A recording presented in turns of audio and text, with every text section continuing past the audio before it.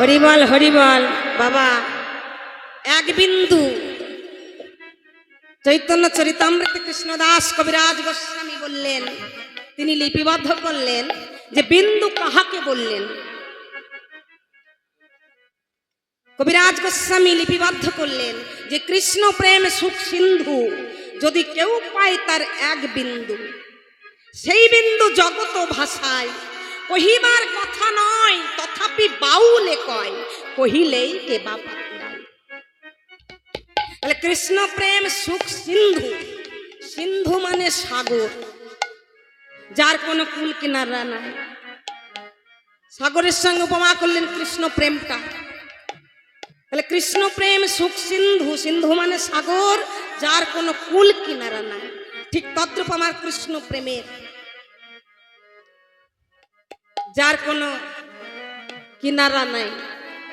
কৃষ্ণ কথার বিরাম নাই বাবা। কৃষ্ণ কথা যতই বলে ততই মধুর হয়।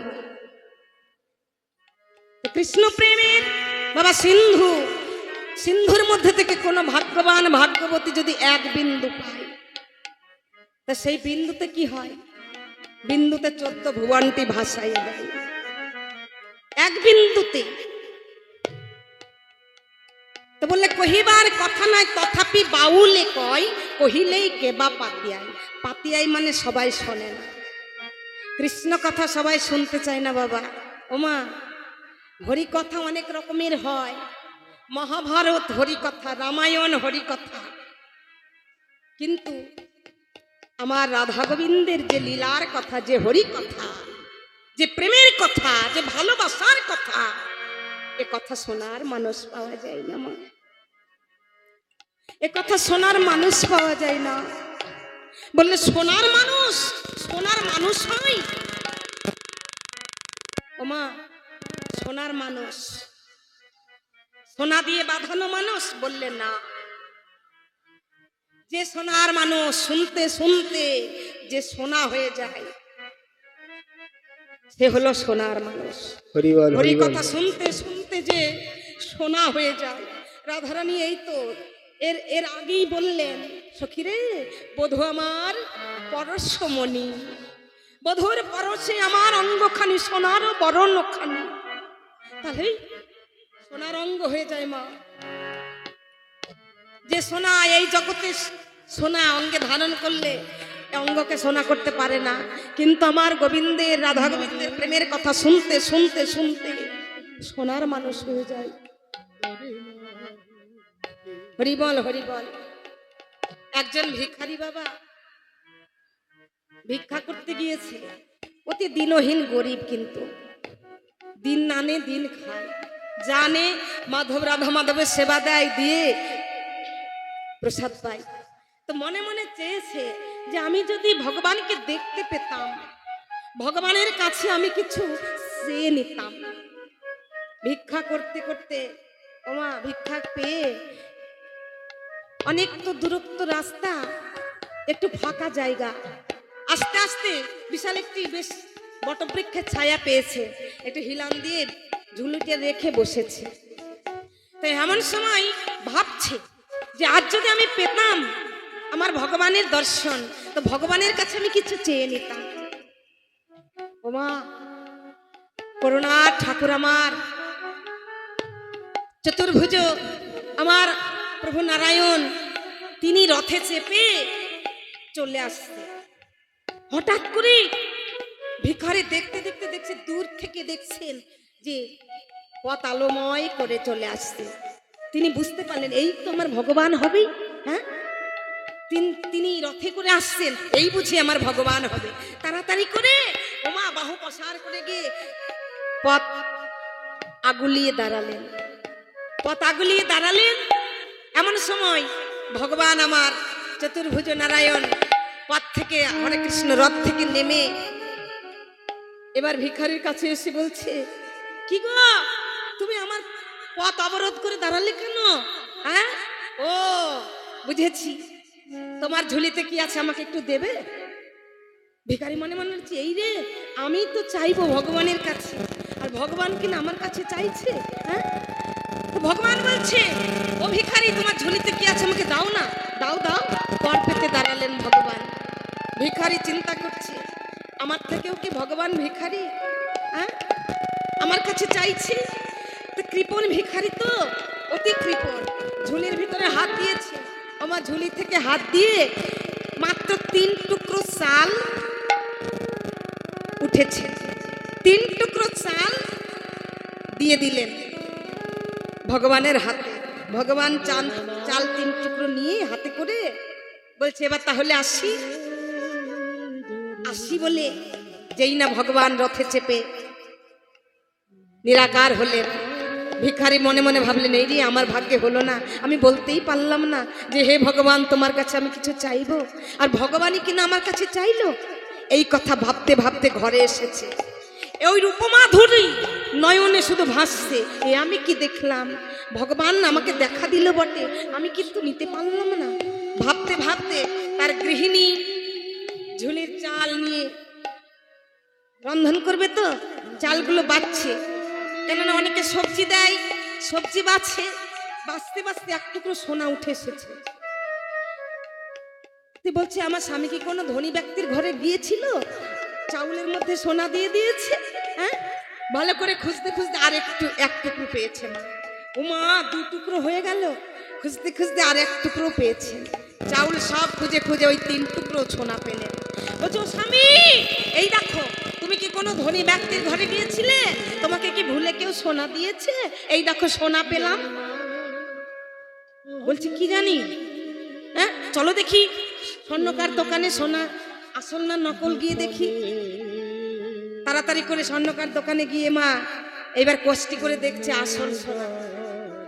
এ সোনার কিন্তু তুলনা হয় না। তো বলছে যে আসল সোনা, তুমি কার ঘরে গিয়েছিলে? তখন ভিখারির স্মরণ হলো যে আমি তো কারো কোনো ধনী ব্যক্তি আমাকে ভিক্ষা দেয় না, তারে না যেতেই বলে হবে না হবে না। এ তো আমার করুণার ঠাকুর, আমার ভগবান, তিনি আমি চাইবো বলে মনে মনে করে তাকে স্মরণ করলাম, আর সে কিনা আমার কাছে 3 টুকরো চাল আমি তাকে দিয়ে দিলাম। এ আমি কি করলাম? হায় হায়, যদি 1 মুষ্টি দিতাম তাহলে কত সোনা হয়ে যেত। যদি আমার ঝুলির চাউলগুলো আমি সব দিয়ে দিতাম তাহলে আমার কত সোনা হতো, আমি ধনী হয়ে যেতাম। চাউল না দিয়ে যদি আমার এই দেহটাকে দিয়ে দিতাম, আমার দেহ মন প্রাণ জীবন যৌবন আমার গোবিন্দ চরণে যদি আমি দিয়ে দিতাম,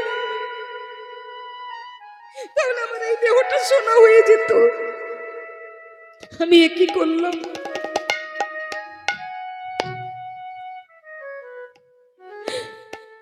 তুলসী 1 গুণ্ডসী গঙ্গা জল, একটু তুলসী পত্র ভাগ্যবান ভাগ্যবতী যদি দিয়ে নিবেদন করে বলি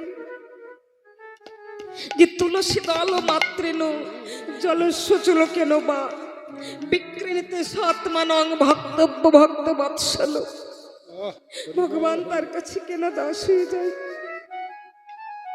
কিন্তু আমি কি করলাম? আমি জেনেও আমি নিতে পারলাম না আমার গোবিন্দ চরণে এই দেহ মন প্রাণ যদি সঁপে দিয়ে দিতাম, তাহলে চাল যেমন সোনা হয়ে গেছে, আমার গোবিন্দ চরণের পরশ পেয়ে আমার এই তাপিত অঙ্গ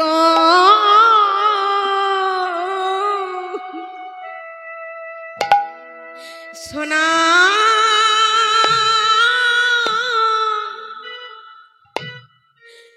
সোনা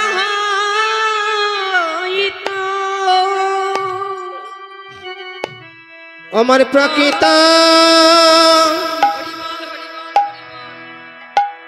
অঙ্গ সোনা হইত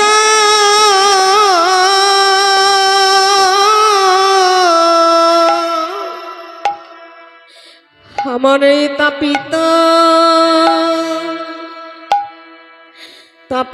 অঙ্গ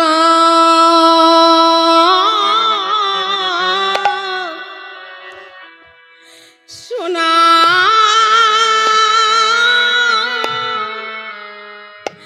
সোনা হইত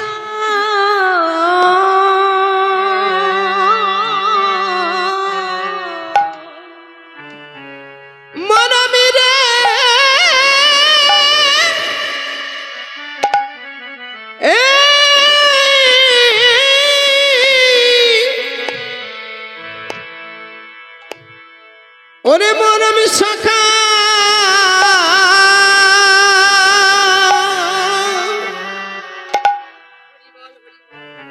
আমারে প্রাপিত পাপিত অঙ্গ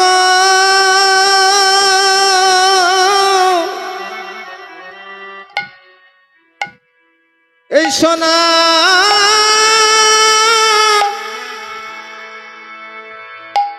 সোনা হইতো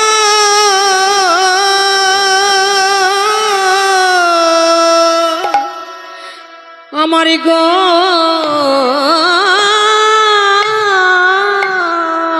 গোবিন্দের চরণের পরশ পরশ পেয়ে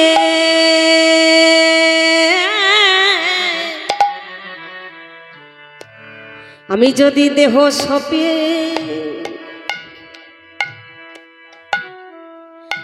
সপে দিতাম আমার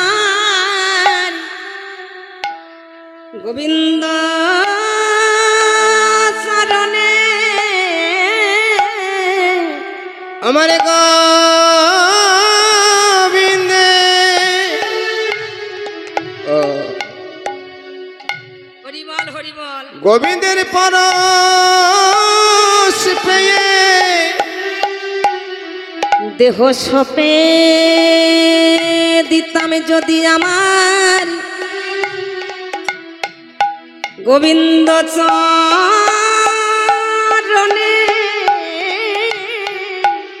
আমার গোবিন্দে পরশ পেয়ে আমার এই দেহ মন প্রাণ সপে দিতাম আমার গোবিন্দে পরশ পেয়ে বলি সর্ব অঙ্গ আমার সোনা হইত গোবিন্দর চরণে সপে দিতাম আমার দেহ মন প্রাণ সোনা হইত আমার গোবিন্দে পরশ পেয়ে আমি পেলে ধন আমি হারাইলাম আমার গোবিন্দে পরশ পেয়ে পেলে ধন আমি হারাইলাম আমার গোবিন্দে পরশ পেয়ে কর্ম দোষে আমি হারাইলাম গোবিন্দের পরশ পেয়ে কর্ম দোষে আমি হারাইলাম গোবিন্দের হরিবল হরিবল দোষে হারাইলাম গোবিন্দের পরশ পেয়ে কর্ম দোষে হারাইতাম আমার সর্ব অঙ্গ সোনা হতো ও হরিবল, আমার দেহ মন প্রাণ যদি সঁপে দিতাম আমার দেহটা সোনা হয়ে যেত। আমি পেয়েও হারিয়ে ফেললাম, এ আমি কি করলাম? হরিবল হরিবল মাগো, এই দেহ যৌবন বেশি দিনকার নয়। থাকতে যদি কেউ গোবিন্দায় নম বলে গোবিন্দ চরণে সঁপে দিতে পারে, গুরু গোসাইয়ের চরণে সঁপে দিতে পারে, তাহলে দেহ মন প্রাণ সোনা হয়ে ওঠে। মা, এ জগতে সোনার সঙ্গে যার তুলনা হয় না। এ কি সবারই ভাগ্যে হয়? বললে কোটি জন্মে থাকলে ভাগ্য বিষয় ছেড়ে হয় বৈরাগ্য, এ ভাগ্য কি সকলের হয়? ওহো। তো কৃষ্ণ প্রেম তো যেমন তেমন নয়। বললে কৃষ্ণ ভক্তি রস ভাবিতামতি ক্রিয়তাং যদি কুতহপি লভ্যাতে তত্র লল্লমপি মূল্যমে কলাং জন্মকোটি শুক্রতই ন লভ্যাতে। কৃষ্ণ ভক্তি রস ভাবিতামতি বললে যদি কোথাও পাও সেটাকে ক্রয় করো। ক্রয় কি দিয়ে করতে হবে মা? টাকা পয়সা ঐশ্বর্য বাড়ি গাড়ি বললে না। কোটি জন্মের যদি সুকৃতি থাকে, অর্থাৎ পূর্ব জন্মের যদি সুকৃতি থাকে, সেই সুকৃতির ফলে সাধুগুরুর চরণ লাভ করতে পারে, হরি বল, তার হরি বদনে বল। সদাই কৃষ্ণ কথা আসতে পারে। সেই জন্য বললেন কোটি জন্মের সুকৃতি থাকলে বিষয় ছেড়ে বৈরাগ্য হতে পারে। ভাগ্য কি সকলের হয়? সবারই হয় না। হরি বল, হরি বল। তাই মাগো, মানুষ হয়ে জন্মগ্রহণ করলে যে সে মানুষ না, যার ভিতরে মানুষত্ব বোধ জাগরিত না হয়, সে কখনো মানুষ হতে পারে না। বললে পশুবৃত্তি মানব জাতি করছে রে পালন, অজ্ঞানতার অহংকারে পরিপূর্ণ মন।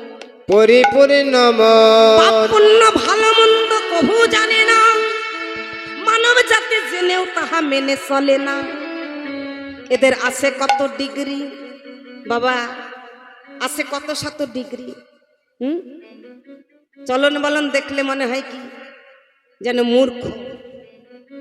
হরি বল, হরি বল। এদের বাইরে কিন্তু বাবা ভদ্র পরিবেশ আর হৃদয়ে নোংরা পরিবেশ। ওহো। কেননা পিতামাতার সেবা ছেড়ে কুকুর কিনে পোষে। পিতামাতাকে একটু সেবা করতে সময় পায় না, কিন্তু কুকুর কিনে পুষতে পারে। দেখবেন অনেক বড় বড় বাড়িতে লেখা থাকে কুকুর হইতে সাবধান, এটা তাই বলুন। কুকুরের বাড়ি, মানুষ ঢোকো না। তা বাবা, পায়খানা ঘর মুজাইদ করলে সেখানে পায়খানা ছাড়া কেউ শোয়ার বিছানা করে না। ঠিক বাহ। তেমনি বাড়ি গাড়ি বাবা সৌন্দর্য দেহ করলে বা বাড়ি গাড়ি তৈরি করলে তাকে সেখানে ভগবানের সেবা হয় না, সেখানে কি হয় না ইন্দ্রিয় সেবা হয়, বাহ, ভক্ত তাই সেবা বলুন। হয় না। আজ এই বাড়িতে হরিবল, হরিবল, কি ভাগ্যবান, পূর্ব জন্মের স্বীকৃতি ছিল বলেই আজ ভগবানকে স্বয়ং বসিয়েছেন, মধুময় বৃন্দাবন করেছেন এই স্থান। আজ এ কি সবারই ভাগ্যে হয়? টাকা পয়সা বাড়ি গাড়ি কতজনের কত কিছু আছে, কিন্তু এই সৌভাগ্য সবারই ভাগ্যে হয় না। তাই তো বললেন যদি মানুষ হতে চাও তাহলে মানুষের কর্ম করো। চণ্ডীদাস কয় ওরে মানুষ পশুর ধর্ম ছাড়ো, যদি মানুষ হতে চাও তাহলে মানুষের কর্ম করো। হরি বল, হরি বল। পশু আর মানুষের মধ্যে কোনো পার্থক্য নেই। পশুরও বাবা চারটি, দুটো বাবা পিছনে দুটো পা, সামনে দুটো হাত, চারখানা। মানুষেরও তাই। পশু আহার করে নিদ্রা যায়, মানুষও আহার করে নিদ্রা যায়। পশুরও শাবক হয়, মানুষেরও হয়। হরিবল, হরিবল। তাহলে মানুষ আর পশুর মধ্যে পার্থক্য কোথায়? যারা গুরু কর্ম করে, যারা বাবা মাকে শ্রদ্ধা ভক্তি করে, সকাল সন্ধ্যা যারা গুরুর নাম জপ করে, তারাই তো মানুষ হয়ে ওঠে। তাদের মধ্যেই মানুষত্ব বোধ জাগরিত হয়, তারাই হলো মানুষ। আর যারা অর্থ নিয়ে, যারা রূপ যৌবনে নিয়ে, যারা বিদ্যানি হয়েছি আমি অহংকার করে, বৈষ্ণব কবি তাদের মানুষ বললেন না। হরিবল, হরিবল। তাই আজকে এই স্থান মধুময় শ্রীধাম বৃন্দাবন, যে গীতা দান করলেন, ভগবানের কাছে প্রার্থনা করব, ভগবানের মুখশ্রিত বাণী তিনি দান করেছেন, ভগবান যেন কৃপা করে, করুণা করে শেষের দিনে যেন চরণে ঠাঁই দেয়, কৃষ্ণ কথা যেন মুখে বলবার ভক্তি দেয়, শক্তি দেয়, আর গোবিন্দের সেবা এবং ভক্তের সেবার জন্য যেন যে কোনো অনুষ্ঠানের মধ্যে যে কোনো হরিনামের মধ্যে যেন দান করতে পারে। তাই বদন ভরে বলবো জয় জয় শ্রী গুরু প্রেমানন্দে নিতাই গৌর হরি হরি হরি হরি হরি বল। হরিব খেলেছ এ বিশ্বলয়ে বিরাট শিশু হরি বল হরি বল। আনমনে খেলেছ এ বিশ্বলয়ে বিরাট শিশু আনমনে খেলেছ। হরি বল হরি বল। বলরাম তাই আজকে ততু করতে করতে বলরাম চলেছে। বলরাম যত ততু করে বুক বহে পড়ে শ্বেত কমলের মধু। এবার যাচ্ছে কি গো, বলরাম সেজেছে কেমন করে দেখো দেখো, গলে বনমালা বাহে তার বালা, বনমালা বাহে তারমালা, গলে বনমালা বাহে তার বালা, গলে বনমালা বাহে তারমালা, শ্রবণে কুণ্ডাল সাজে, সুবর্ণ কুণ্ডল সাজি, শ্রবণে কুণ্ডল সাজে, শ্রবণ কুণ্ডল সাজি, গলাই নেচে নেচে চলেছে গো, নেচে নেচে চলেছে গো, নেচে নেচে চলেছে গো, ওই নেচে নেচে চলেছে গো, নায়িকা নায়িকে জানে বলে নেচে নেচে চলেছে গো, দেরন্ত মনে নেচে নেচে চলেছে গো। গলে বনমালা বাহে তারো বালা, শ্রবণে কুণ্ডল সাজে। এবার তোতলা তো বলবে বাবা ধবলি, কিন্তু যে তোতলা হয় তার তো কথা বাঁধে। বলরাম নেচে নেচে যাচ্ছে, গলে বনমালা দুলছে, আর তারোবালা মানে হাতে বেঁধেছে, শ্রবণে কুণ্ডল পড়েছে। বলরাম এবার চলতে চলতে এবারে ধব ধব ধব ধবলি বলিয়া ঘন ঘন সিনা বাজে, ধব ধব ধব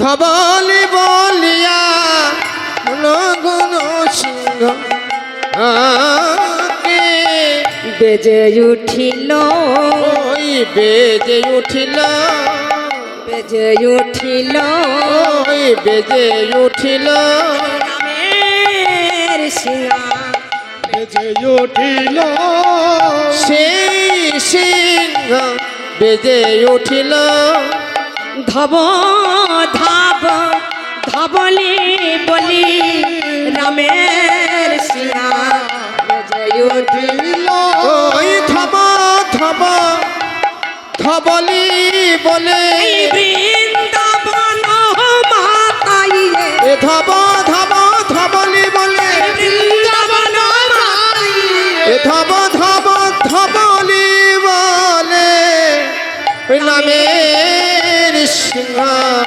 বেজে উঠিল।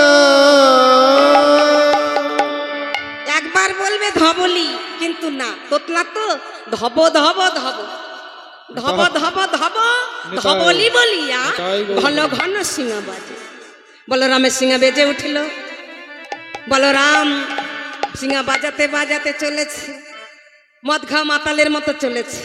ওগো নবনাট বরণী লম্বা, নবনট বর নীলবন, নবনট বর নীলম্বর, নবনট বর নীলম্বর, ঝম্পে ঝম্পে আয়ে, নট বর নীলমেবর, সমিতে সমিতে আনে, সমিতে আনে।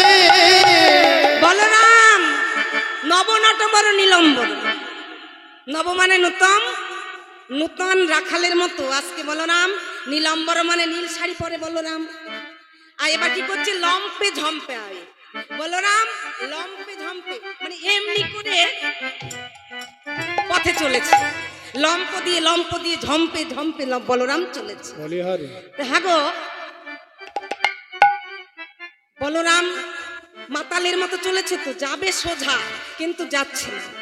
মদ খাওয়া মাতাল যেমন একবার এইদিকে পা পড়বে, একবার এইদিকে পা পড়বে, ঠিক এমনি ভাবে এধার ওধার চাইতে চাইতে চলেছে, এধার ওধার চাইতে চাইতে, ওমা এধার ওধার চাইতে চাইতে চলেছে। কখন? সকালবেলায়, তো সকালবেলায় যাচ্ছে পূর্ব দিক হয়ে, পূর্ব দিকে সূর্য উঠেছে। এবার সূর্য উঠেছে পূর্ব দিকে, পূর্ব দিকে যদি যাওয়া যায় তাহলে ছায়াটা কোন দিকে পড়বে বাবা? পিছনে ছায়া পড়বে, তাই না? বলরাম পিছনে, হরতা হরে কৃষ্ণ, বলরাম লম্পে ঝম্পে যাচ্ছে মদ খাওয়া মাতালের মতো, একবার এদিকে চাইতে চাইতে চলেছে। এইবার বলরাম চাইতে চাইতে বাবা যেই না পিছন পানে চেয়েছে, আর দেখছে কি, ওমা আপন তনর সায়রি হেরি, কোন তনর চয়ন হেরিয়া, হেরি আপন তনর চয়ন হেরিয়া, থামবেশ হইয়া, নিবস নেইয়া, থামবেশ হইয়া, সমিবেশ হইয়া, মনে মনে রেগে গিয়েছে, মনে মনে গেতে দিয়েছে, মনে মনে রেগে গিয়েছে, ওই মনে মনে রেগে গিয়েছে, আপন ছায়াই লক্ষ্য পরে মনে মনে রেগে গিয়েছে, ওই আপন ছায়াই লক্ষ্য করে মনে মনে রেগে গিয়েছে। বলরাম পিছন পানে যেই চেয়েছে আর নিজের ছায়াকে দেখতে পেয়েছে। এইবার যেই না পিছন পানে চেয়েছে, ছায়াকে দেখছে, ছায়াও ঠিক তেমনি ভাবে ঘুরছে। বলরাম ক্রোধান্বেষ হইয়া যেই না ক্রোধ নিয়েছে, হরিবল হরিবল, ও মা ছায়াও তো সেই ক্রোধ নিয়েছে, মা ছায়াও সেই ক্রোধান্বেষ হইয়া ক্রোধ নিয়েছে। এইবার বলরাম বলছে, হ্যাঁ এই বৃন্দাবনে আমার মতো আর একজনকে কেন দেখছি? হ্যাঁ এ আবার কে এলো বৃন্দাবনে? ক্রোধান্বেষ হইয়া এইবার বাবা তোতলা তো কথা বলবে না, সংকেতে যদি কাজ হয় দেখবেন কথা বলতে চাই না। তোতলা তো সংকেত, যদি সংকেত দিয়ে কাজ হয়ে যায় কথা বলবে না, ধরা দেবে না। এবার তোতলা বলরাম কি করছে? ক্রোধ ভরে হো হো প প প প প প প প প, রাধে রাধে। বলরাম তোতলা তো কথা বলবে না, এইবার হো হু প প প প প প প প,